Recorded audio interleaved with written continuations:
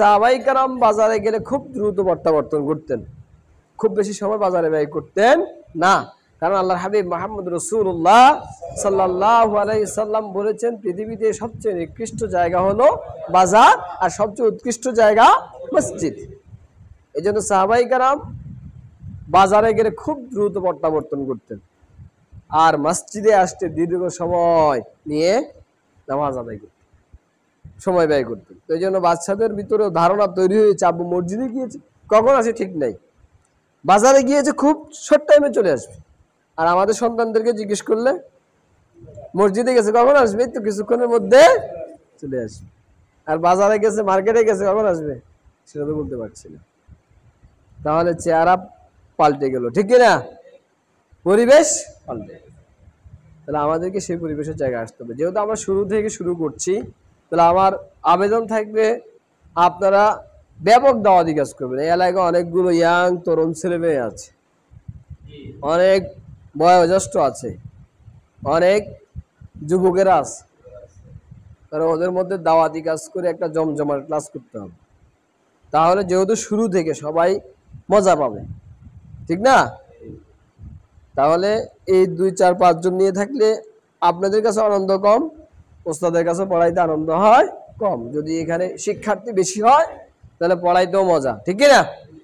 তো যাই হোক, আমরা জানি আরবি হরফ কয়টি? 29টি। আর এই হরফগুলো উচ্চারণের স্থানটাকে কি বলে? মাখরাজ বলে। মাখরাজ কয়টি? হরফ উচ্চারণের স্থানকে মাখরাজ বলে। মাখরাজ কাকে বলে? মাখরাজ বলে। তো মাখরাজ কয়টি? 17টি। তাহলে আমরা হরফের উচ্চারণের মধ্যে যদি এলোমেলো করে ফেলি তাহলে কি হবে? অর্থের পরিবর্তন ঘটবে, আর অর্থের পরিবর্তন ঘটলে সওয়াবের পরিবর্তে গুনাহ হবে। তাহলে দেখেন, আলহামদু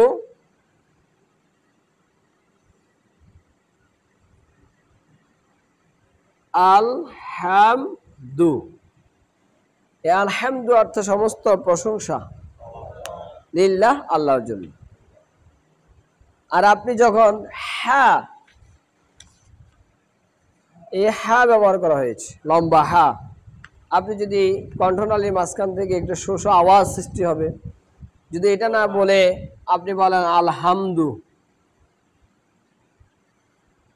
আল হাম দু, এ হা ব্যবহার করলেন, তখন অর্থের পরিবর্তন ঘটবে। আলহামদুলিল্লাহ, সমস্ত প্রশংসা আল্লাহর জন্য। আর আপনি যখন আলহামদুলিল্লাহ, তখন অর্থ হবে সকল ছিঁড়া পাড়া দুর্গন্ধযুক্ত ময়লা কাপড়গুলো আল্লাহর জন্য। নাউজুবিল্লাহ। এটা অর্থের পরিবর্তন হয়ে গেল। এই জন্য মাখরাজ জানা খুবই জরুরি। আবার এটা তো বললাম অক্ষর উচ্চারণের ক্ষেত্রে। আবার আসেন, আরবি ভাষাকে সহিশুদ্ধ করে পড়ার জন্য কিছু ব্যাকরণের প্রয়োজন হয়, সেগুলাকে কোরআন শেখার জন্য যতটুকু প্রয়োজন ওগুলাকে বলা হয় তাজবিদ। কি বলে? তাজবিদ। ওই তাজবিদ গুলো প্রয়োগ না করলে অর্থের পরিবর্তন ঘটে। যেমন আল্লাহু আকবার,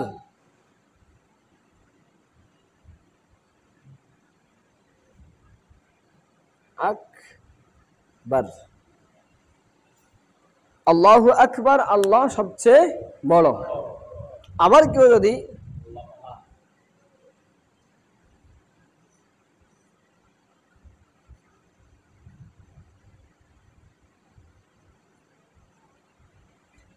আকবার, এখানে বায়ের সাথে খালি আলিফ আসছে, একটা খালি আলিফ আসার কারণে তার পাওয়ার হলো এক আলিফ, সে টানতে পারবে। কেউ যদি আল্লাহু আকবার টান দেয় তখন অর্থ হবে আল্লাহ শয়তান। তাহলে অর্থ পরিবর্তন কিনা? তার মানে হলো টানার জায়গায় না টানিলে একটি অক্ষর কমে যায়, না টানার জায়গায় টেনে পড়লে একটি অক্ষর। কেন আপনি তো পড়তেছেন, খুব দ্রুত পড়তে পারতেছেন, মাশাআল্লাহ। আমার ছেলেও খুব দ্রুত পড়ে, আমিও খুব দ্রুত পড়ি, আমার ওয়াইফও মাশাআল্লাহ হুজুর খুব দ্রুত পড়তে পারে, খুব স্পিডে পড়ার মধ্যে সার্থকতা নাই, তাজবিদ প্রয়োগ করে কোরআন পড়তে পারার মধ্যে সার্থকতা। তাহলে এখানে ভুল করে কোরআন খতমের চেয়ে বিশুদ্ধ যদি এক আয়াত হয়, গুনাহ না হয়ে সওয়াব হয় বলে এক আয়াত পড়াকেই উত্তম কয়, ঠিক কি না? ভুল করে গোটা কোরআন খতম করলাম, সওয়াবের পরিবর্তে গুনাহ, ঠিক কি না? আর এটা হলো লাহানে জালি, বড় ভুল, যে ভুলে নামাজ ভেঙে যায়। এরকম অনেক ভুল আছে। তো এই জন্য বিশুদ্ধভাবে যদি কেউ এক আয়াতও পড়তে পারে, তাহলে প্রতি হরফে কত নেকি? 10 নেকি। সুবহানাল্লাহ বিহামদিহি। তাহলে শিক্ষা অবস্থা এটার গুরুত্ব আরো অনেক বেশি। তো সেজন্য আসুন আমরা কোরআনকে ভালোভাবে শিখার জন্য নিয়মিত সময় দেব ইনশাআল্লাহ।